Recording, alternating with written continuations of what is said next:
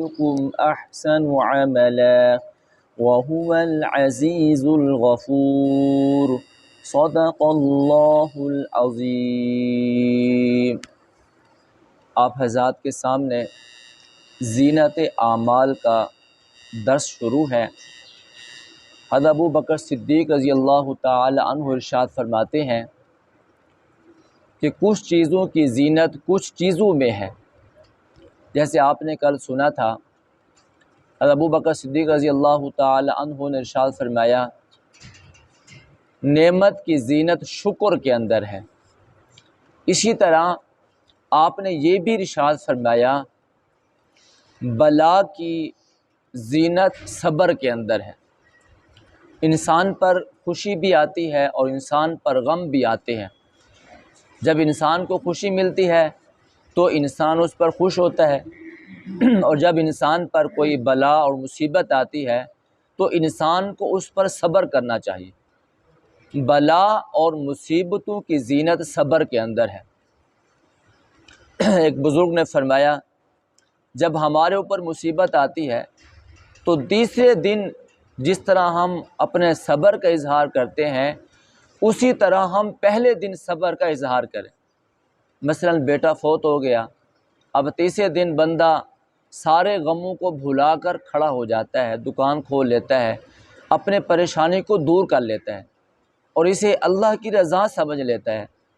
تو فرمایا جس طرح تیسرے دن بندہ اللہ کی رضا سمجھ لیتا ہے اور اس مصیبت اور پریشانی پر صبر کر لیتا ہے، تو فرمایا اسی طرح پہلے دن اس مصیبت پر صبر کرے۔ اگر بندہ پہلے دن صبر نہ کرے اور دوسرے اور تیسرے دن صبر کرے تو ایسے بندے کو اس مصیبت پر اجر نہیں ملتا۔ بندے کو مصیبت پر اجر اس وقت ملتا ہے جب مصیبت آئی اور اس نے صبر کرنا شروع کر دیا۔ اس لیے علماء نے لکھا ہے اللہ تعالیٰ ارشاد فرماتے ہیں جو میری قضا کو تسلیم نہیں کرتا اور میری مصیبت آنے پر وہ صبر نہیں کرتا تو اسے چاہیے کہ وہ اللہ کے سوا کسی اور کو رب بنا لے۔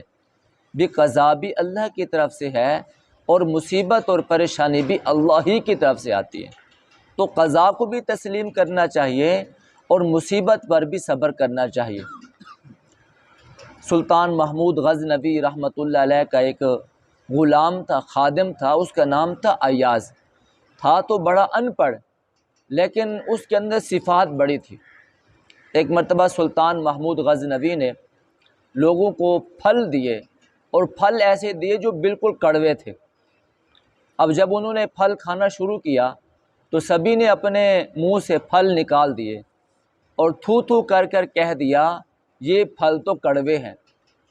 لیکن سلطان محمود غزنوی دیکھ رہے ہیں ایاز جو ہے وہ ان پھلوں کو کھاتا جا رہا ہے۔ سلطان نے پوچھا کیا تمہارے پاس کڑوا پھل نہیں آیا؟ اس نے کہا میرے پاس بھی کڑوا ہی پھل آیا، پھر تم کیوں کھا رہے ہو؟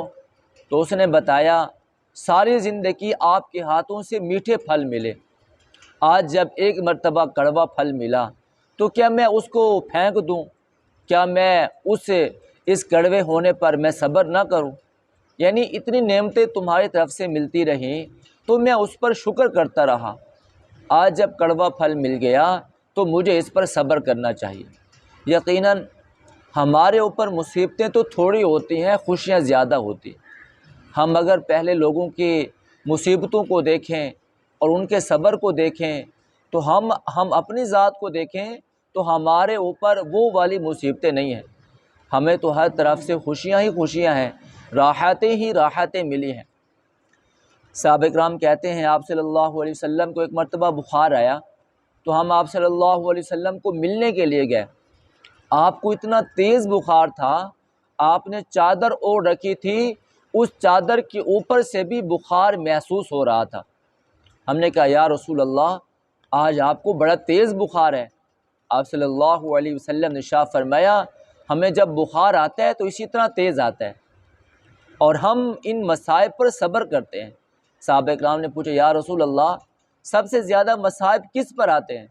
آپ صلی اللہ علیہ وسلم نے ارشاد فرمایا سب سے زیادہ مصائب انبیاء پر آتے ہیں، اور انبیاء میں سب سے زیادہ مصائب مجھ پر آئے ہیں، پھر آپ صلی اللہ علیہ وسلم سے پوچھا گیا یا رسول اللہ انبیاء کے بعد کس پر مصائب آتے ہیں؟ آپ صلی اللہ علیہ وسلم نے ارشاد فرمایا انبیاء کے بعد علماء پر مصائب آتے ہیں۔ پھر پوچھا یا رسول اللہ علماء کے بعد کن پر مصائب آتے ہیں؟ فرمایا نیک لوگوں پر مصائب زیادہ آتے ہیں۔ آپ صلی اللہ علیہ وسلم کے چچا حضرت حمزہ کو شہید کر دیا گیا، آپ کے جسم کے ٹکڑے ٹکڑے کر دیے گئے، کان کے ٹکڑے کیے گئے، ناک کے ٹکڑے کیے گئے، زبان کے ٹکڑے کیے گئے، حتیٰ کہ کلیجہ بھی نکال کر اس کو بھی چبا دیا گیا۔ جب آپ کے لاش کے ٹکڑوں کو جمع کیا گیا تو آپ صلی اللہ علیہ وسلم نے فرمایا میری پھوپھی جان اگر صفیہ بنت عبد المطلب سے کہو وہ اپنے بھائی کی لاش پر نہ آئے، اس لیے کہ ان پر بڑا امتحان آیا ہے۔ حضرت زبیر جو ہے صفیہ کے بیٹے تھے، وہ اپنی والدہ کے پاس گئے اور جا کر کہا اللہ کے نبی ارشاد فرماتے ہیں آپ نہ آئیں۔ تو حضرت صفیہ نے کیا جملہ کہا کہ میرے بھائی نے اللہ کی رضا کے لیے اپنی جان دی ہے، اللہ کو راضی کرنے کے لیے اپنی جان دی ہے، میں صرف اپنے بھائی کی زیارت کروں گی اور جو کچھ بھی دیکھوں گی اس پر صبر کروں گی اور میں اللہ سے ثواب کی امید رکھوں گی۔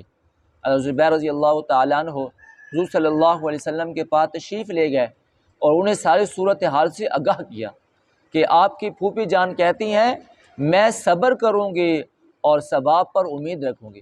آپ صلی اللہ علیہ وسلم نے پھر اجازت عطا فرمائی کہ وہ اپنے بھائی کی لاش پر آ سکتی ہے۔ دیکھیں انہوں نے بھی صبر کو نہ چھوڑا۔ حضرت ام سلمہ رضی اللہ تعالیٰ عنہ فرماتی ہیں میرا نکاح ابو سلمہ سے ہوا اور ابو سلمہ بڑے بہادر، سخی اور اپنے قبیلے کے سردار تھے۔ ایک مرتبہ وہ میرے پاس آئے اور آ کر کہنے لگے آج میں نے سرکار دو عالم صلی اللہ علیہ وسلم سے حدیث مبارکہ سنی ہے، ایک دعا سنی ہے، اللہ کے نبی نے ارشاد فرمایا جو یہ دعا پڑھ لے گا اللہ اس کو بہتر صورت عطا فرمائیں گے۔ فرمایا وہ دعا کون سی ہے؟ اللہم اجرنی فی مصیبتی واخلف لی خیرا منہا۔ ام سلمہ کہتی ہیں کچھ دن کے بعد ابو سلمہ کا انتقال ہو گیا اور مجھے یہ دعا یاد تھی تو میں نے یہ دعا پڑھنا شروع کر دی، لیکن میرے دل میں یہ خیال تھا کہ مجھے ابو سلمہ سے بہتر شوہر کیسے مل سکتا ہے کہ وہ سخی تھے، بہادر تھے، سردار تھے، اتنے اوصاف والے مجھے کہاں مل سکتے ہیں۔ جب میری عدت ختم ہو گئی سرکار دو عالم صلی اللہ علیہ وسلم میرے ہاں تشریف لائے اور مجھ سے فرمایا ام سلمہ میں تم سے نکاح کرنا چاہتا ہوں۔ اب ام سلمہ رضی اللہ تعالیٰ عنہ نے فرمایا یا رسول اللہ وہ کون سی عورت ہوگی جو آپ سے نکاح کو پسند نہ کرتی ہوگی، میں اس نکاح پر راضی ہوں۔ جب آپ صلی اللہ علیہ وسلم کے ساتھ میرا نکاح ہو گیا تو اس پر میں نے اللہ کے نبی سے فرمایا یا رسول اللہ وہ بات جو ابو سلمہ نے مجھے کہی تھی ان کی وفات پر میں نے دعا بھی پڑھی تھی، لیکن مجھے یقین نہیں ہو رہا تھا کہ ابو سلمہ سے بہتر بھی مجھے شوہر مل سکتا ہے، لیکن جب آپ مجھے مل گئے تو مجھے یقین ہو گیا کہ جو بندہ صبر کرتا ہے اللہ اس سے بہتر بدلہ عطا فرماتے ہیں۔ تو ابو بکر صدیق رضی اللہ تعالیٰ عنہ فرماتے ہیں بلا کی زینت صبر کے اندر ہے۔ حضرت حارثہ بن سراقہ رضی اللہ تعالیٰ عنہ بدر کے دن شہید ہو گئے۔ آپ کی ماں آئی کہنے لگی یا رسول اللہ مجھے بتائیں میرا بیٹا کہاں ہے، کیا وہ جنت میں ہے؟ اگر وہ جنت میں نہیں ہے تو میں اتنا وویلا کروں گی اللہ تعالیٰ بھی مجھے دیکھ لیں گے، یعنی میں بڑا زبردست نوحہ کروں گی۔ نوحہ اس وقت تک حرام نہیں ہوا تھا۔ آپ صلی اللہ علیہ وسلم نے ارشاد فرمایا اگر تم صبر کرو گی تو میں تمہارے بیٹے کو دیکھ رہا ہوں وہ جنت الفردوس کے اعلیٰ مقام پر ہے۔ تو ماں نے کہا میں اپنے بیٹے کی جدائی پر صبر کروں گی۔ تو حضرت ابو بکر صدیق رضی اللہ تعالی عنہ نے بھی ارشاد فرمایا مصیبت کی زینت صبر کے اندر ہے۔ دعا کریں اللہ تعالی ہمیں بھی مصائب پر، تکلیفوں پر اور پریشانیوں پر صبر کرنے کی توفیق عطا فرمائے۔